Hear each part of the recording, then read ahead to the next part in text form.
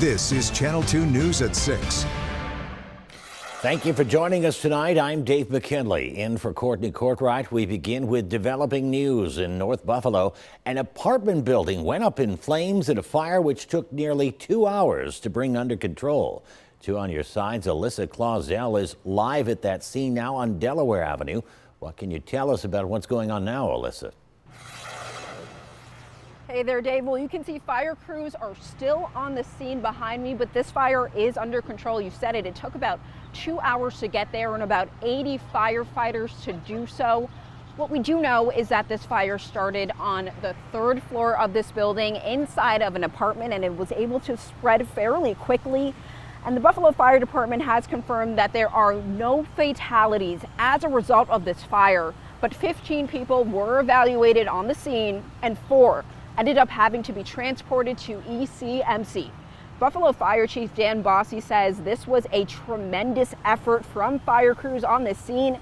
He also mentioned that to call a 3-alarm fire and actually need to use all of these crews, again, 80 firefighters, about 20 pieces of equipment, that only happens a handful of times in the city of Buffalo.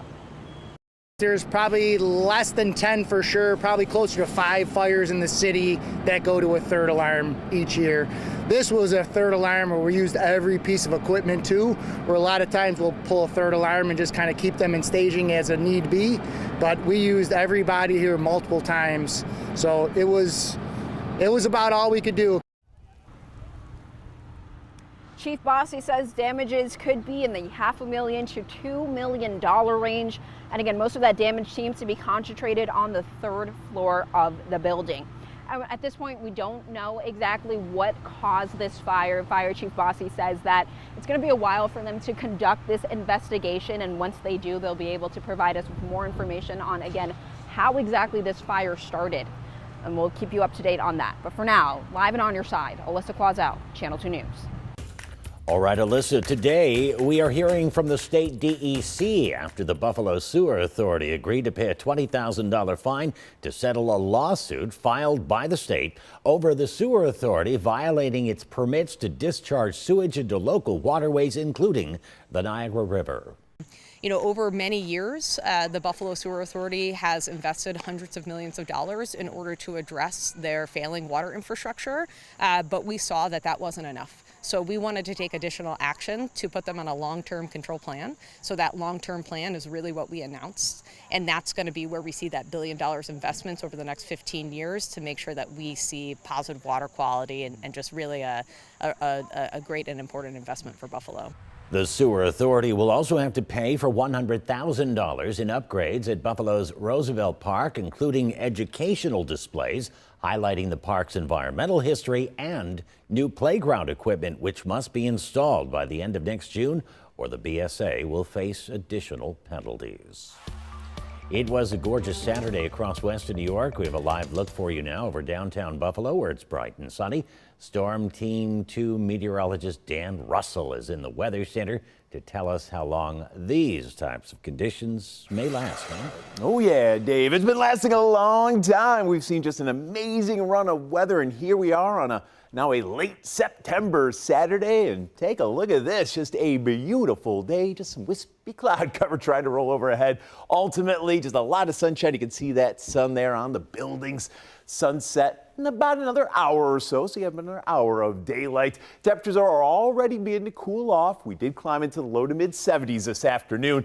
Now down to 70 degrees at the airport in Buffalo. We're going to be quickly falling into and down to the 60s, so just be prepared for that. We're already in the 60s in Medina with currently 65 there, 66 in Lockport, 66 on Grand Island. As we take a look at the southern tier, one of the warmer spots right now, Jamestown, currently 75 degrees. But again, we're clear to partly cloudy skies heading into tonight. Temperatures going to quickly cool into and down to the 60s. By 9 p.m., we're already falling into the 50s. Now, ultimately, not quite as chilly as, say, what we saw last night when we did dip down to around 50. Tonight, we'll end up in the mid-50s, ultimately leading into what's going to be another beautiful and, yeah, summery day tomorrow. Make those outdoor plans. We're going to try to make a run at 80 degrees tomorrow afternoon. Could be the warmest day we see for a long time.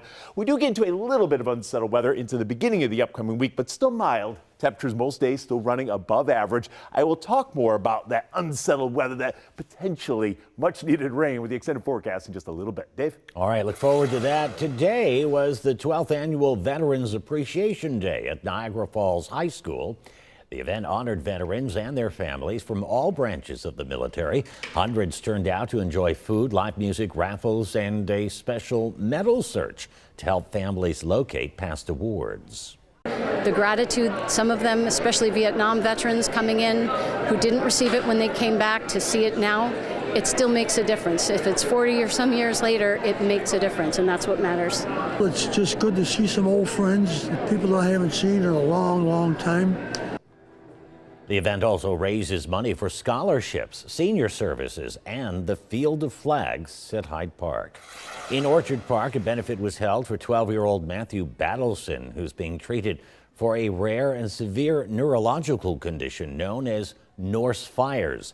Hundreds turned out to raise money for Matthew's parents as they stay by his side in Boston, where he remains under sedation. It's incredibly supportive. I don't have words really to fill what it is to have this many people show the love, have this many have shared it on social media, to have this many people reach out, donate, everything that has happened to make this day what it is. The fundraiser was held at the Wings Meeting Place Event Center. Also in Orchard Park, thousands flocked to Highmark Stadium today, but not for a football game. That's where the Orchard Park Festival of the Arts is underway, along with the Health, Fitness, and Business Expo. More than 300 artists and crafters from across the Northeast came to showcase their work. What we find is that it just brings everybody together as a community, because a lot of our people come together. You know, they actually carpool and do things together as neighbors and friends. So it's a wonderful event. And if you didn't get a chance to head out there today, this festival continues from 10 to 3 tomorrow. Next at 6, an armed man was detained at the site of Charlie Kirk's memorial. What authorities say happened next. Plus, new details from the Chinese government on a possible TikTok deal after talks over the phone between President Trump and President Xi.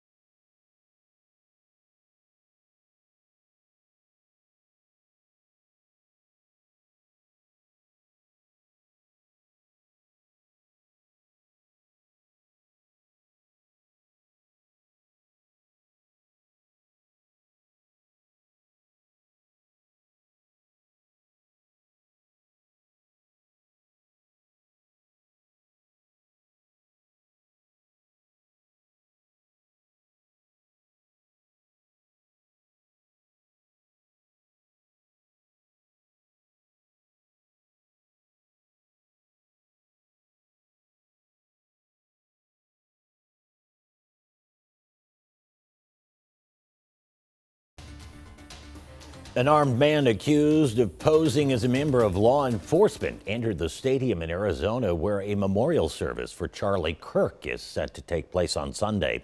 The Secret Service says this happened Friday when the man was, quoting now, exhibiting suspicious behavior. Authorities say Joshua Runkles was booked into the Maricopa County Jail on charges of impersonating a law enforcement officer and carrying a weapon into a prohibited place. Runkles has since been released on bond. A 64-year-old man has been arrested after bullets struck the lobby window at an ABC affiliate station in Sacramento, California. On Friday, police arrested Annabelle Hernandez Santana at a home after investigators linked him to a suspect vehicle. He was booked into the Sacramento County Jail on charges of assault with a deadly weapon, shooting into an occupied building, and negligent discharge of a firearm. No one was injured in the shooting. President Donald Trump says he's made progress on a TikTok deal with Chinese President Xi Jinping. The two leaders spoke on the phone Friday. On social media, Trump said they discussed issues involving trade, fentanyl, and, quoting now, the approval of the TikTok deal. But China had a different take on this call. Steve Jiang has more. The Chinese statement echoed Mr. Trump's characterization of the phone call in his social media post, also using words like positive and constructive. But they did not use the term approval when it came to TikTok. They did mention Mr. Xi reiterated the Chinese government's long-standing position, saying they will be happy to see a resolution to be worked out based on Chinese laws and regulations as well as market rules. And unlike Mr. Trump's social media post, the Chinese statement did not mention the fentanyl issue or the war in Ukraine, perhaps a sign of different priorities on both sides. And on trade, the Chinese actually had a subtle warning to the U.S., saying Mr. Xi urged the U.S. not to take any unilateral restrictive measures that could harm the results from recent trade talks.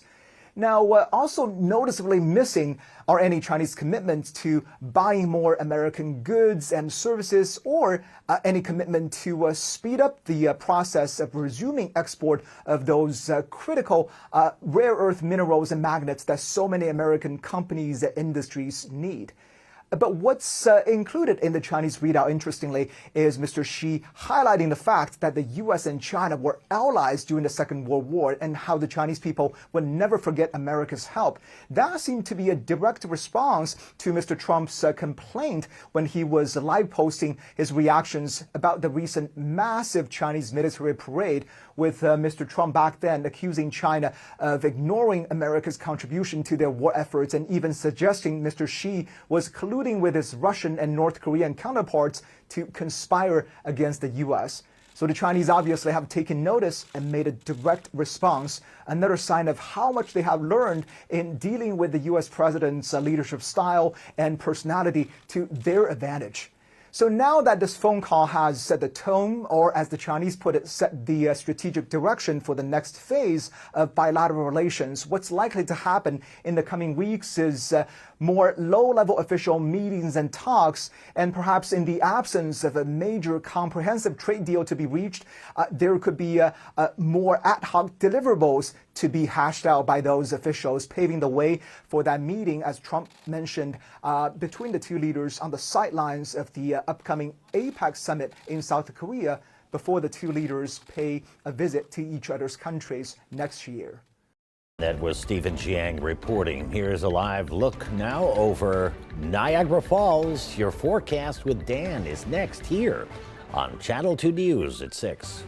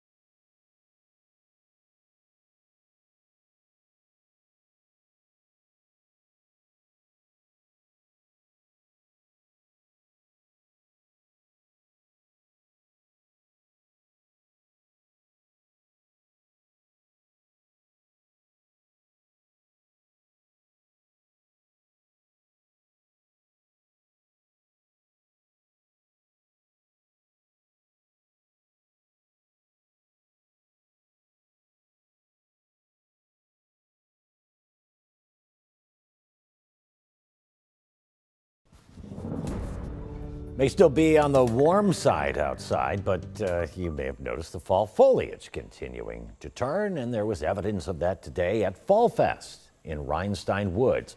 And soon the yellows will darken with all the other familiar fall shades.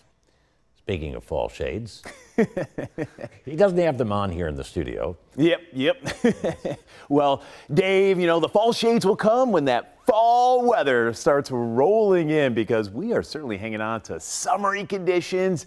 Enjoy it, because we all know what's not too far away. Here we are in now late September in absolutely beautiful conditions. Today we've seen pretty much nothing but sunshine. Temperatures popped into the 70s this afternoon, actually a few degrees above average, and it's about to get even warmer as we head into tomorrow. Now we are tracking our next weather system. It's been a long time, more than 2 weeks since we've actually seen any kind of measurable precipitation at the airport. We need the rain. In fact, we need a good soaking rain.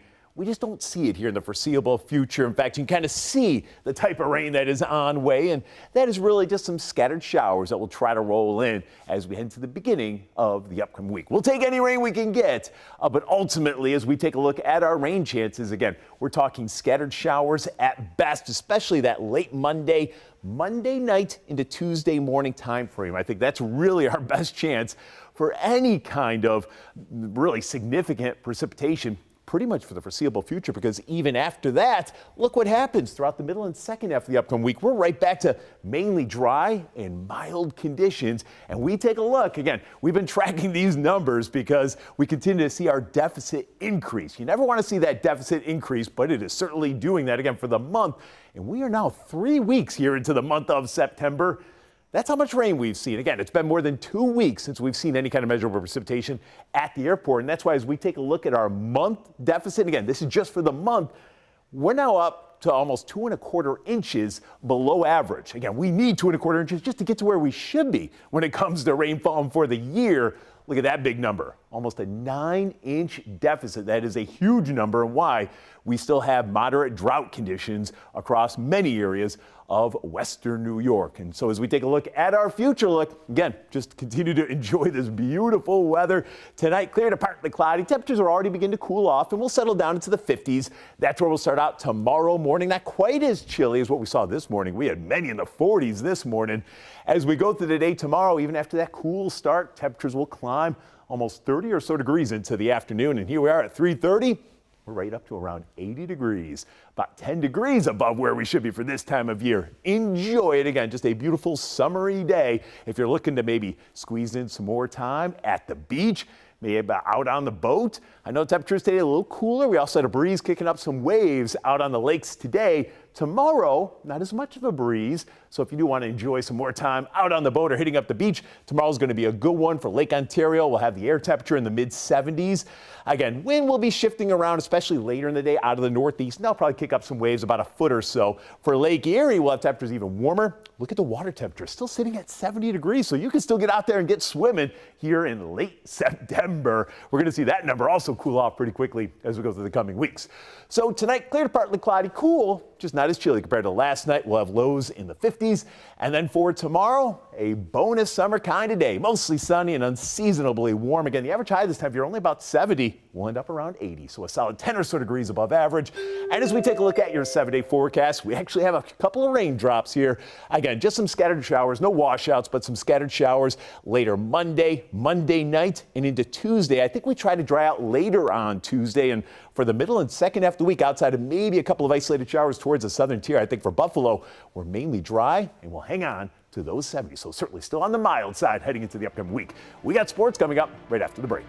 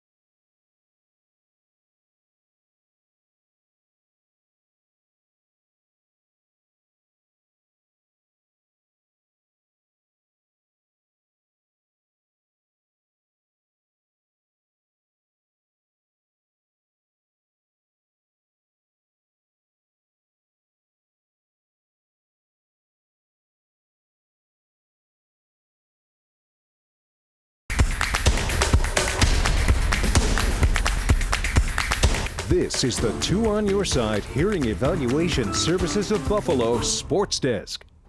Hey there, I'm Jonathan Acosta, joined here by our Sabres analyst Paul Hamilton with the Sabres getting training camp started underway. And Paul, first off, let's start with sort of a big picture look at this training camp and what you want to see most out of the team as they're taking the ice here this week and a look ahead to getting the preseason started next week. Well, I think it'll be interesting. I'm really interested to see what Michael Kesselring will look with Owen Power. Owen Power, by the way, is 100% from his surgery that he had that ended his season last year, so he's ready to go. But I think if you consistently have Kesselring with Power, I really think Michael can help him. Get him over the hump, so to speak. We've seen Owen Power play well. We've seen him play not so well. And Owen Power knows he has to be better. The whole team knows they have to be better. But I think the consistency of a pair where they can come off the ice and sit and talk about it and know where each other are going to be on the ice, I really think that can help Owen Power a lot. Now, in terms of a player to watch here in camp and as preseason, and even as we look ahead to the start of the regular season, the name I consistently heard in this press conference was Josh Norris and what a healthy Josh Norris can bring to the Sabres team. Well, everybody said, where are the goals going to come from? You lost Peterka's goals. Well, between Josh Norris and a second-year Yuri Kulik, I think right there, the two of them can score 26, 27 goals easily, I think, together. You know, so I think they're really looking forward to it. Ruff had talked about that he thinks he has an elite player in Josh Norris that can play at both ends of the ice. Everything Lindy Ruff talked about the whole day was about defensive play. Whether we talked about goals, but it got back to, well, Norris is a good two-way player. He can get back and play defensively, and that's going to be the real key when they talk about their culture. Their culture is going to be play hard and play well defensively. A healthy Norris would certainly be a big boost to this team as they get training camp underway with the preseason getting started next week. He's Paul Hamilton. I'm Jonathan Acosta for Channel 2 Sports.